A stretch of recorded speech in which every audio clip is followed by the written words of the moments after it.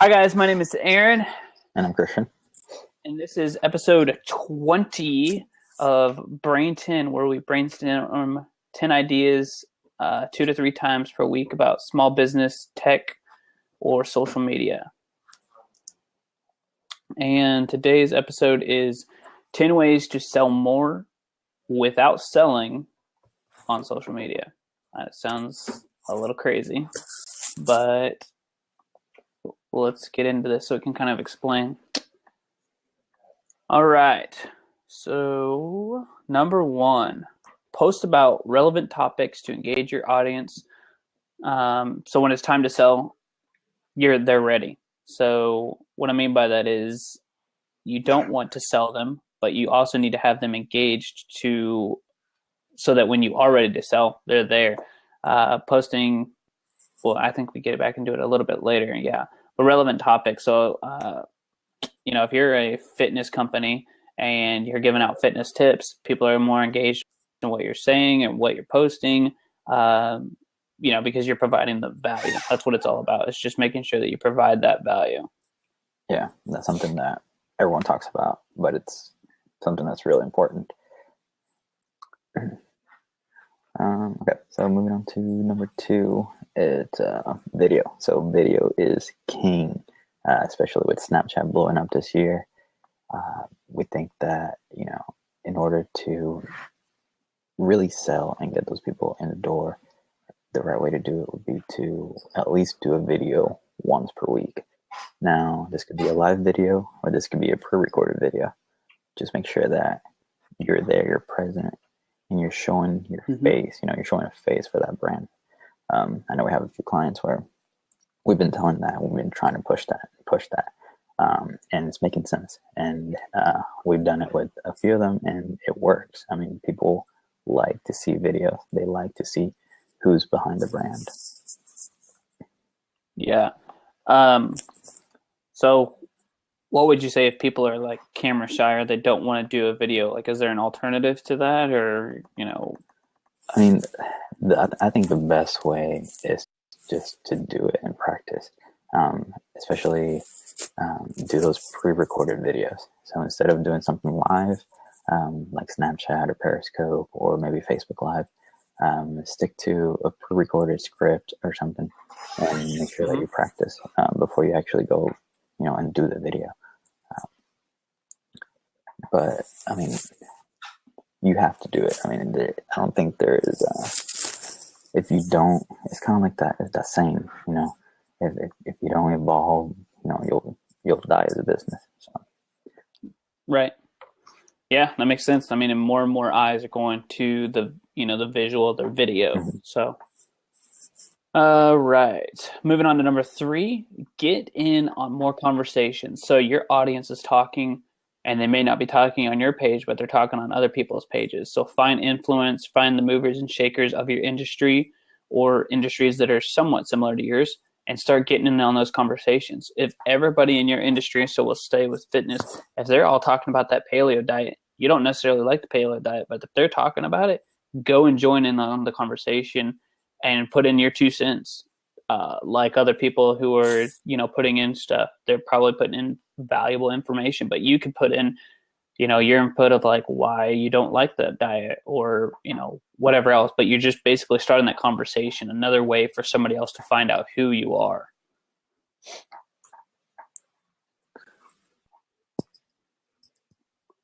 Okay, you were cutting off there for a second, but I think we got everything.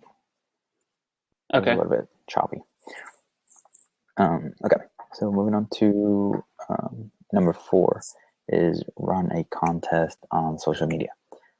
Running contests or surveys is a great way to get people engaged and get people talking, liking, commenting, sharing. And the way you do it is you just ask them to do it, in order to get in on, certain contests, they have to do certain things, either comment, like, or share. We don't recommend doing all of them just because it's really time consuming for them. It's time consuming for yourself because you would have to go back and look at, okay, this person liked, did this person comment, did this person share it, so it's a little bit more complicated. But you may want to pick share, for example. I would say it's one of the best ones because you get more exposure doing that. And then the other thing is for people who do comment, you do want to make sure that you're responding to those comments the best you can. So you want to keep that conversation live. Ask them maybe why they chose the specific items or why they have that certain point of view. Yeah, I think if you try to do all three, not only like you were saying, is it time consuming, but I feel like, since we design websites as well, and a lot of it's like you want to stay simple. I think it just gives the people too many options, and they're just like, I forgot to like, now I forgot to comment, or now I have to share too. Like, it just seems overwhelming to them, and most people are just like, well, that's hard, so I'd just rather not do it at all. Mm-hmm. And if it's not a big reward, if you're just giving somebody $10 off, that's an awesome reward. And if it's something simple, they'll do it. But if it's like you have to do like, share, and comment, and then that's it, and you get $10, it's like, I'm just gonna pass. And so you lose a lot of the engagement because people just get overwhelmed with it, I think. Right. Yeah. All right, halfway there. Number 5. Let your audience talk about themselves. And so you want to ask relevant questions about your industry and let them do the talking. So, if we're still talking about that fitness thing, like ask them, are you more interested in gaining weight or losing weight or whatever? They're your audience. So let them talk about what they're most interested in. If, 90% of your audience wants to bulk up and, become like weightlifters or something, then maybe you need to cater to that audience, and you had been doing something different. So you may have just learned something, and it gives your audience a voice, so that when you do come out with a regimen or like a routine, and you're like, hey, I listened to what you said, and here's a step-by-step plan to get you exactly from where you're at now to where you are later, and, engaging that audience, they'll be like, yeah, I'm ready to actually purchase that now because you're listening to what I said. Mm-hmm. Exactly. And I think I like that part where, by asking your audience questions, you get to know them better. Right. And I think that's huge right there. Yeah, they're actually people. And I think that's something we didn't put on here, but like a mistake that people have is that they want thousands of viewers. It doesn't matter how many viewers you have if none of them are engaged. So just pick and try to really get to know, a percentage of your audience. So, if you have 5 or 6 people who are commenting every day, get to know those people, because those are the people who are going to buy your products. Those are the people who are deeply invested in you. Mm-hmm. You could get 1,000% reach or 1,000-person reach, but if nobody actually purchases it, it doesn't matter. You wasted your time. Exactly. Okay. Number 6, I think it's something very important, and a lot of people go to social media to be entertained. Think about, I think about my parents right now. They get on Facebook and to laugh. They're laughing. Yeah, to laugh. They're laughing constantly when they're on Facebook, either watching videos or like looking at some funny pictures. So as a brand, don't be afraid to post funny videos or funny stuff that's going on. Mm-hmm. It could be something that's relevant to your industry. For example, if you're a stylist, and you could have a picture of a dog or something with some bad hair and just say, bad hair day or something, Right. It could be something relevant like that, or it could be something completely, not related. But the point here is to get people talking, get people, to, again, interact more with your brand. This will result into, people checking you out more often. And when you do actually end up selling, they're going to go to you. So, right. And I think that not only are they engaging with you and they feel like they have the value, but they don't necessarily get a choice on if your brand shows up with them or not.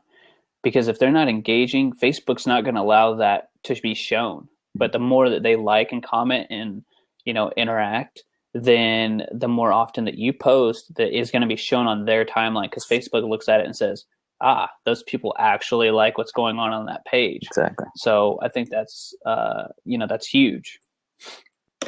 you want your audience to be there ready to purchase when you do make that sale. Right. And that was number 6, right? Number 7, go behind the scenes. So I cannot stress this enough. If you've been around for a while, or even like here recently, Snapchat is just going like crazy. And it's a great example of going behind the scenes. But you can go behind the scenes on Facebook. You can go behind the scenes on Twitter, posting that picture of something where, say, for example, you're that fitness company, but you have a personal trainer who's doing, working out with somebody else, and it's okay with them to do behind the scenes, but you show like workouts in your gym, what's going on in there, and like, hey, does anybody have any questions? Or like, has anybody ever done this lift? Asking questions, going behind the scenes with your questions and engaging with the audience to make you seem like a real person. Mm-hmm. Instead of hiding behind the post. And it's a regular Facebook post, you write it on there. It's like, hey, we went behind the scenes, or like, we talked with somebody who worked out today. That doesn't do nearly as much as actually posting a video of you doing that and going behind the scenes and then asking the question to your audience later. Mm-hmm. Exactly.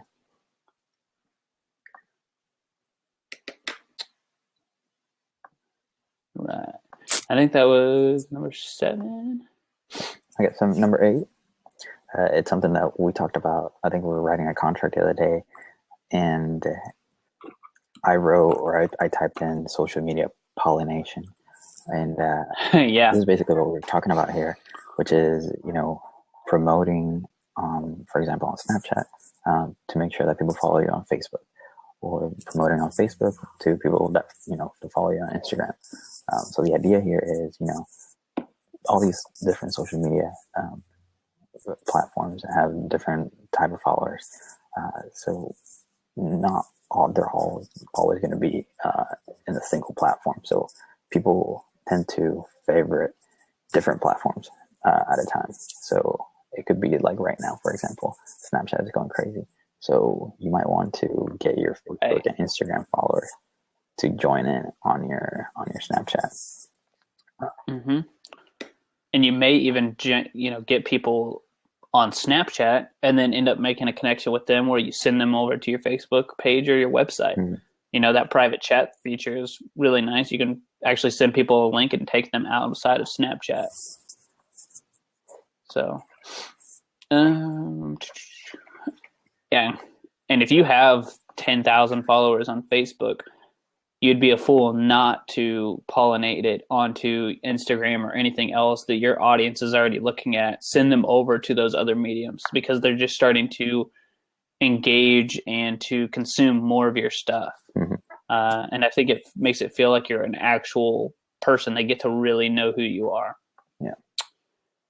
All right. Number 9, tell the story natively. So that kind of segues into from number 8.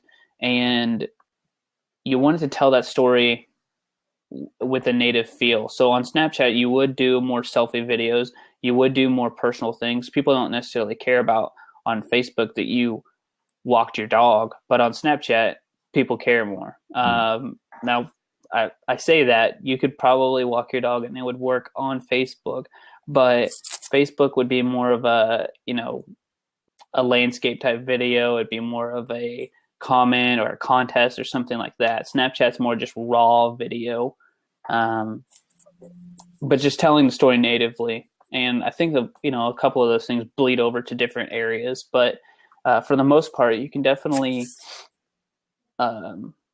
just focus on one or two things and telling that story natively. So you want, like for Instagram, for example, a high quality image on Instagram, a short post from the picture, every other time, and then doing like one long post every once in a while. But just telling the story of that picture, being motivational. I feel like a lot of Instagram is, really good, high quality photos, motivation, whereas Snapchat's just raw videos, selfies, and selfie video, and, really what's behind the scenes of your personal life. Right. Yeah. And I mean, that doesn't necessarily mean that you have to always run contests on Facebook just because it's easier. You can still do it on Snapchat or Instagram. You just have to get creative and see how exactly you can engage with those people on those other platforms in order to make it easy to do a contest on Snapchat or Instagram, for example. Mm-hmm. Exactly.